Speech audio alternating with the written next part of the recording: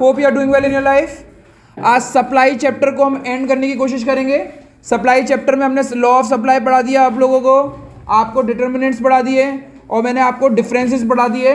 Now next part is elasticity of supply. तो heading डालें elasticity of supply.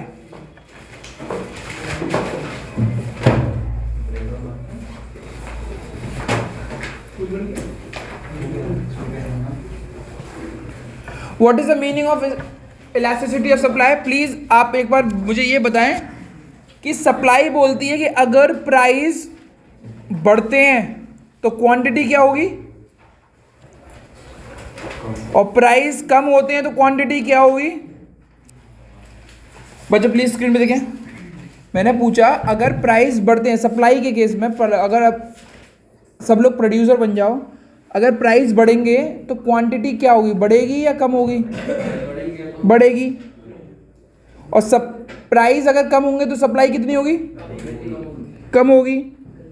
तो ये कौन सा रिलेशन बता रही है? जब एक ही डायरेक्शन में दोनों एरो जाते हैं तो इसको बोलते हैं डायरेक्ट रिलेशन। पर ये पूछ रहा हूं कि प्राइस बढ़ने से क्वांटिटी बढ़ी, पर कितनी बढ़ी, कितनी बड़ी, ये आंसर नहीं है। तो इस आंसर को हम निकालते हैं इलास्टिसिटी ऑफ सप्लाई में। किस में से निकालेंगे? इलास्टिसिटी ऑफ सप्लाई में। Write down elasticity is the measure of responsiveness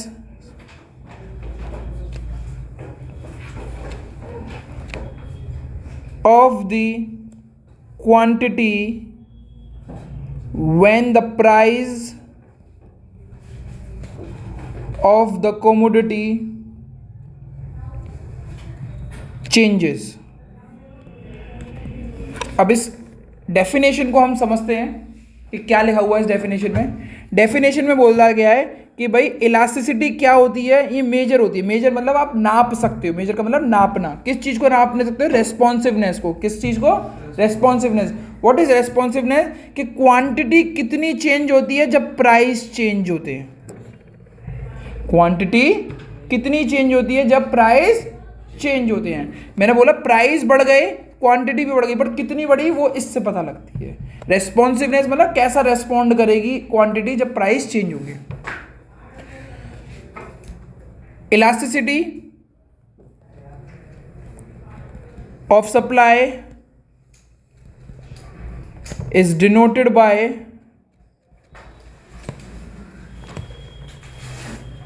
ES। किससे डिनोट करते हैं? ES से। Types of elasticity.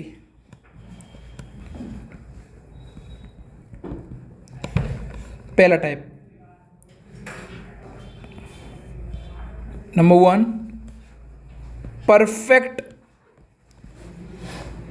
Elastic.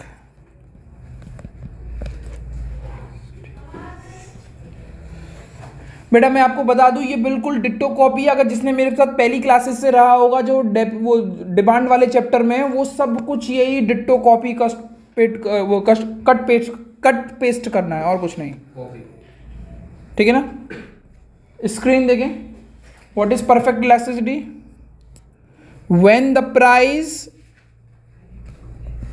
Price of the commodity when the price of the commodity changes slightly or there is no change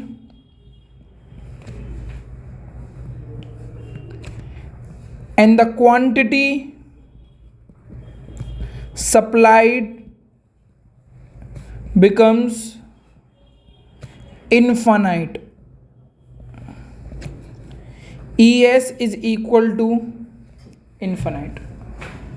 इसका diagram कैसे बनेगा please screen में देखें।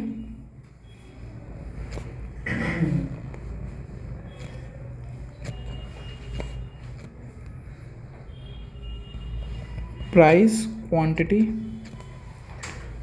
इसका डायग्राम कुछ इस तरीके से बनेगा। बेटा मेरा कहने का क्या मतलब था कि प्राइस इस वाले परफेक्टली इलास्टिक में या तो बिल्कुल भी चेंज नहीं होंगे, और अगर चेंज भी हुए तो बहुत हल्के से चेंज होंगे, बट क्वांटिटी कितनी चेंज हो जाएगी, बिल्कुल इनफाइनाइट हो जाएगी। क्या हो जाएगी? इनफाइनाइट। स्क्रीन पे देखें बेटा प्लीज। मेरे पहले प्राइस थे 5 और दूसरे प्राइस है 5.0001, तो पहले और दूसरे सेम है या बिल्कुल डिफरेंट है? चेक कर देख के बताओ, पहले और दूसरे सेम है या बिल्कुल डिफरेंट है? बिल्कुल डिफरेंट है। अरे मैं ये बोलूं, अगर आपकी जेब में 5 रुपए पड़े हों या आपकी जेब में 5 रुपए और 000 पैसे पड़े हुए हैं, तो आप कितना बोलोगे लोगों को? 5 रुपए या 5, यानी दोनों सेम ही बात है। यहाँ पे प्राइस कितना चेंज हुआ? Slight change. स्लाइट मतलब बिल्कुल पता ही नहीं लग रहा कि चेंज हुआ भी नहीं हुआ। और आपकी क्वांटिटी बिल्कुल यहाँ बिल्कुल क्या हो गई? इनफाइनाइट। आगे बढ़ते जाओ कहीं पे भी खत्म नहीं हो रहा ग्राफ, तो इसको बोलते हैं परफेक्टली इलास्टिक। डायग्राम बना लें इसका। दूसरा बढ़ा सकते हैं हम, बढ़ सकते हैं आगे 2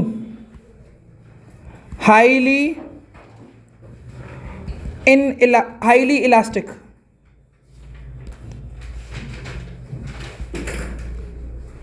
यहां से थोड़ा सा अच्छे से समझना। when the percentage change in quantity supplied is greater than percentage change in price is called highly elastic. ES is greater than 1। थोड़ा सा समझते हैं बेटा। आपके प्राइस और आपकी क्वांटिटी यहां पे लिखी हुई है। प्राइस बढ़े इतना, स्क्रीन पे देखें, अभी लिखना बंद कर दें, इधर देखें। प्राइस बढ़े इतना और क्वांटिटी बढ़ा इतना, कौन ज्यादा बढ़ा? क्वांटिटी बढ़ी ना। तो जब भी क्वांटिटी ज्यादा बढ़ेगी एज कंपेयर टू प्राइस से, तो हमारी क्या होगा? Highly elastic. इसका आंसर होगा ES इज ग्रेटर देन 1। अगर मैं बोलूं, अगर ES का आंसर आया 2.01, तो इसको हाईली इलास्टिक बोलोगे या नहीं बोलोगे? क्योंकि ग्रेटर देन 1 है। बट मैं बोलूं ES इज इक्वल टू 0.71, नहीं है। समझ में आ गया? अब इसका डायग्राम कैसे होता है प्लीज स्क्रीन पे देखते हैं। जैसे मैं बनाऊं वैसे ही करना। आप x एक्सिस और y एक्सिस को बिल्कुल बराबर में बनाएंगे, बिल्कुल इक्वल उसका। स्क्रीन पे देखें प्लीज। यहाँ पे प्राइस लिखेंगे, क्वांटिटी लिखेंगे, पहले मैं बना दूं फिर आप बनाइएगा। और आप स्केल ना बीच में बिल्कुल y एक्सिस और x एक्सिस के एंड पे लगाएंगे, और हल्का सा स्केल ऐसे लगाने के बाद ऐसे कर देंगे, थोड़ा सा आगे की तरफ घुमा देंगे। कुछ ऐसा डायग्राम आएगा, ठीक है ना? कैसा डायग्राम आएगा? बाहर की तरफ का डायग्राम आएगा।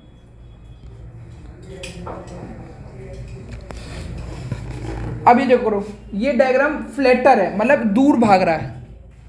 दूर भागना चाहिए, ऊपर की तरफ भागना चाहिए, नीचे की तरफ कम आना चाहिए, ठीक है ना? अब आंसर चेक करें, स्क्रीन पे देख करें।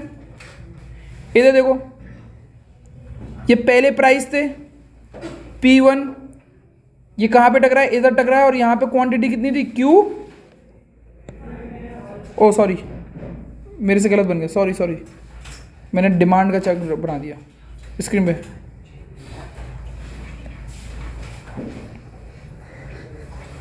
सॉरी।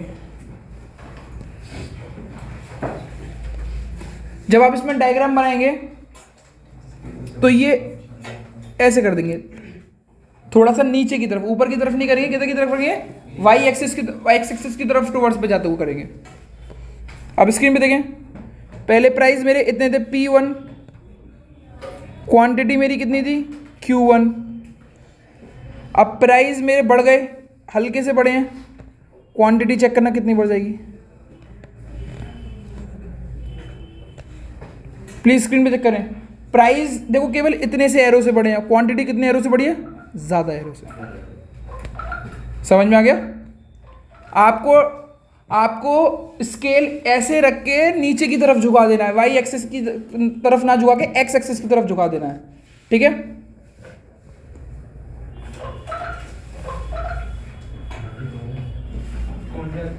ठीक है, आगे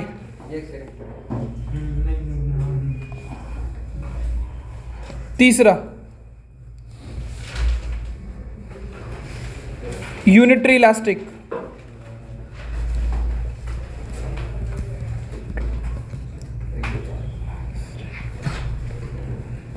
when the percentage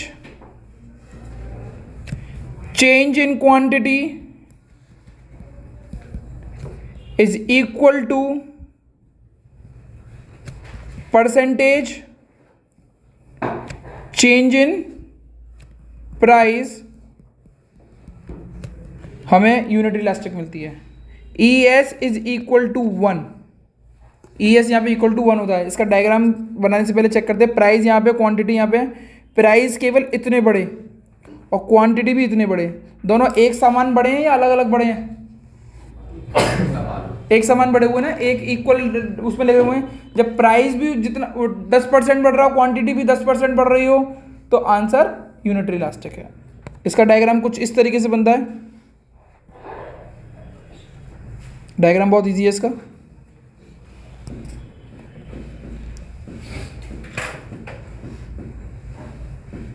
बस जीरो से थोड़ा सा ऊपर स्केल रख के 45 डिग्री की स्ट्रेट लाइन बना दें, बस और कुछ नहीं। बस इस तरीके से बन गया, और कुछ नहीं। प्राइस और क्वांटिटी। अब आप चेक करेंगे क्या आंसर सही है या नहीं। यहाँ पे प्राइस इतने थे, क्वांटिटी इतनी थी, यहाँ पे प्राइस मैंने इतने से बढ़ाए, तो क्वांटिटी भी चेक करो, एक ही समान बढ़ी है। देखो दोनों के एरो बराबर बराबर से नहीं है।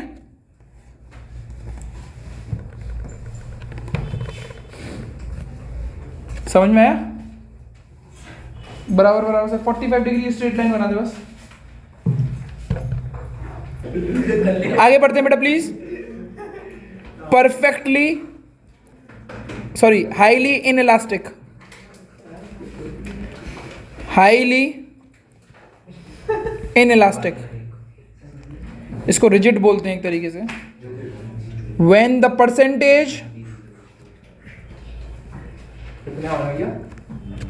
Percentage change in price is greater than, अब क्वांटिटी ग्रेटर नहीं है, प्राइस ग्रेटर है, greater than percentage change in quantity, E S is less than 1। अब इसके में देखें, प्राइस और क्वांटिटी है। प्राइस तो चेंज हुए इतने बड़े और क्वांटिटी कितनी बड़ी, इतनी। ठीक है, समझ में आ गया? प्राइस तो ज़्यादा चेंज हुए, ज़्यादा बड़े, क्वांटिटी बड़ी बड़ी, कितनी बड़ी, हल्की सी। अब इसका डायग्राम बनाने के लिए आपको कुछ नहीं करना, ऐसे आप एक्स एक्सिस और वाई एक्सिस को बनाएंगे। जो आप वाई एक्सिस की तरफ झुकाव ले गए, एक्स एक्सिस की तरफ झुकाव ले गए थे, अब उसको वाई एक्सिस की तरफ झुकाव ले जाना।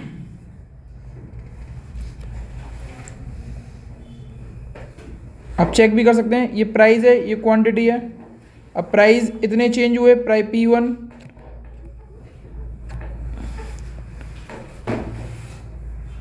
चेक करो प्राइस कितना चेंज हुआ, इतना, और क्वांटिटी कितनी चेंज हुई, बहुत माइन्यूट सी। ABSS 0, प्राइस क्वांटिटी, खत्म। चैप्टर भी खत्म ही होना है।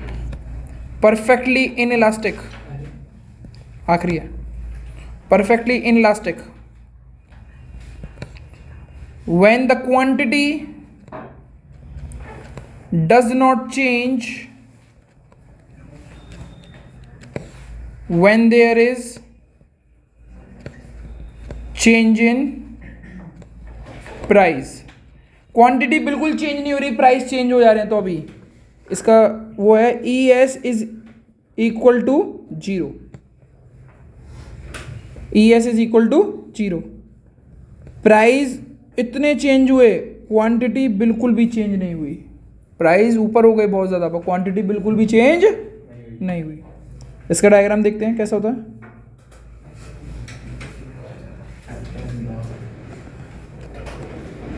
प्राइस पहले यहाँ थे P1, फिर P2 हुए तो अभी कुछ नहीं हुआ, क्वांटिटी यहीं पे थी, Q पे थी, Q1 पे थी, Q1 पे ही रहेगी। तो कुछ ऐसा डायग्राम बनेगा इसका। ए बी प्राइस चेंज हो गए, क्वांटिटी चेंज नहीं हुई बिल्कुल भी।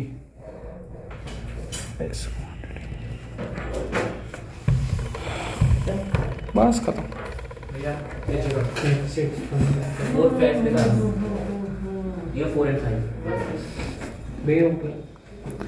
अभी मैं थोड़ी देर में स्क्रीन को ऊपर करता हूँ ताकि आप पहले फोर्थ कर लें डंक।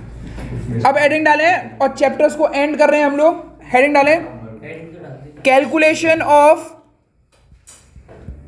इलास्टिसिटी। इसका पहला जो मेथड है उसको बोलते हैं परसेंटेज मेथड।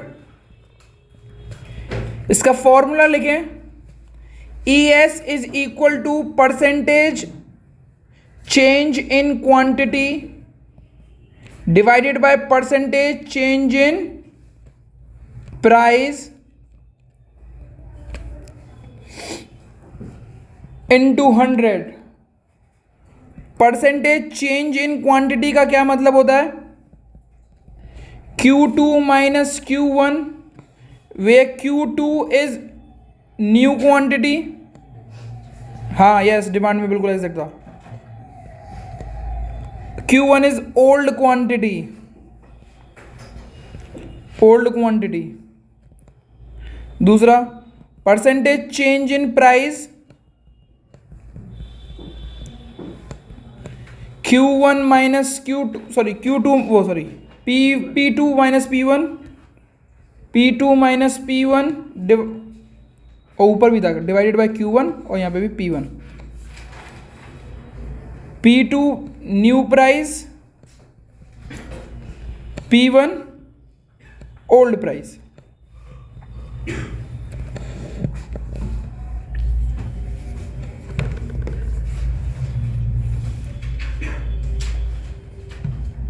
कराएं, लिख लें आप। अब इसके ऊपर एक क्वेश्चन करते हैं। जब किसी चीज के प्राइस P1 यानी ओल्ड प्राइस 100 थे तो क्वांटिटी 500 थी। अब प्राइस P2 120 हो गए और क्वांटिटी Q2 600 हो गई और आपसे पूछा गया इलास्टिसिटी निकालें। क्या निकालें? इलास्टिसिटी। पहला क्वेश्चन मैं करा के दिखा रहा हूं, प्लीज देखें।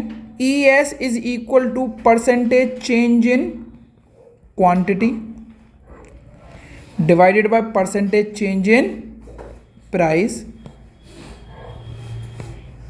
ठीक है, लगा देना, कर देना, कोई दिक्कत नहीं। इंटू 100 करना चाहो तो, इलास्टिसिटी को उस वैसे निकालना चाहो तो।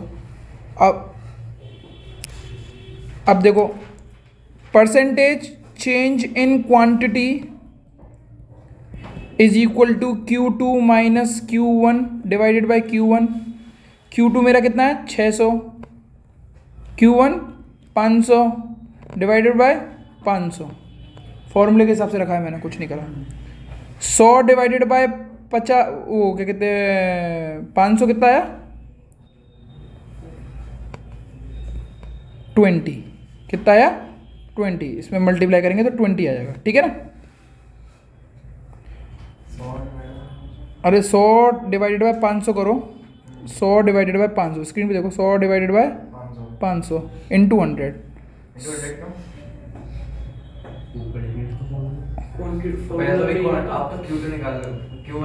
ओ मैंने ऊपर वो लिखवाना भूल गया क्या?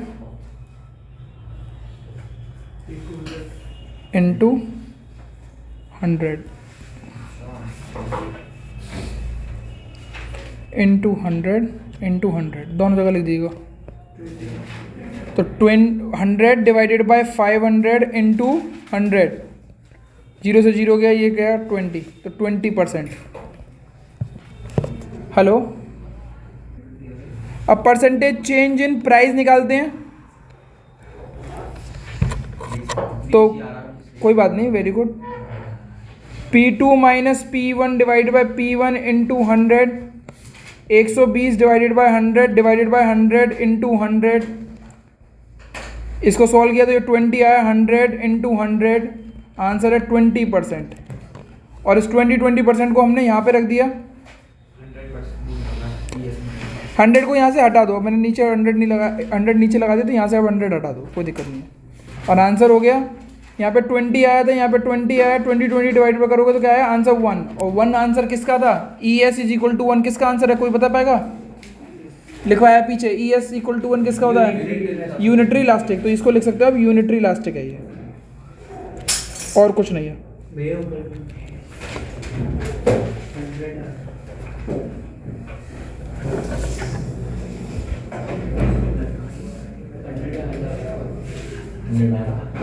वो परसेंटेज को हटा दो, परसेंटेज हटा दो ऊपर से परसेंटेज हटा दो, तो 20 डिवाइड बाई 20 कर दो बस, तो 100 अलग। ठीक है। अब इस मेथड को करने में ना काफ़ी कॉम्प्लिकेशन हुई कि 2-3 बार स्टेप्स लेने पड़े, तो इस मेथड को हमने इजी करा गया और फॉर्मूला एक और नया बनाया जिसको प्रोपोर्शनेट मेथड बोला। उसका फॉर्मूला है बहुत इजी, इस वाले फॉर्मूले को यूज़ कर लीजिएगा। Q2 minus Q1 divided by P2 minus P1 into P1 upon Q1।